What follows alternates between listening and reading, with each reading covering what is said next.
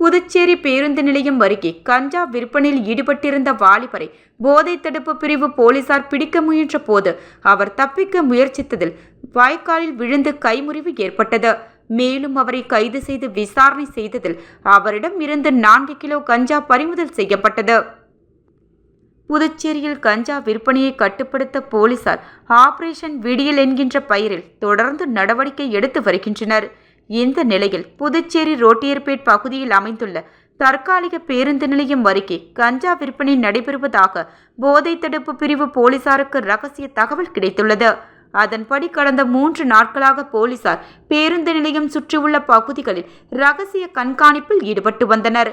அப்பொழுது சந்தேகப்படும் படியாக ஒரு வாலிபர் அங்கும் இங்கும் இருட்டில் சுற்றித் திரிவதைக் கண்ட போலீசார் அவரை பிடிக்க சென்றபோது போலீசாரை கண்டு அவர் அங்கிருந்து தப்பி ஓட முயன்றதில் அருகே இருந்த வாய்க்காலில் தவறி விழுந்தார். இதில் அவரது இடது கையில் முறிவு ஏற்பட்டது. தொடர்ந்து அவருக்கு சிகிச்சை அளித்து விசாரணை செய்ததில் அவர் புதுச்சேரி GN பாளையம் சித்தானந்தம் என்றும் விற்பனைக்காக கையிருப்பில் 1 கிலோ கஞ்சா வைத்திருந்தார்.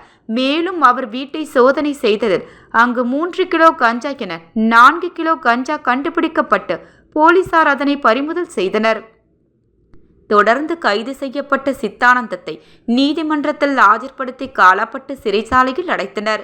மேலும் சித்தானந்தம் மீது காலாப்பட்டு பல்கலைக்கழக பகுதியில் மாணவர்களுக்கு கஞ்சா விற்பனை செய்த வழக்கு நிலுவையில் உள்ளது என்பது குறிப்பிடத்தக்கது.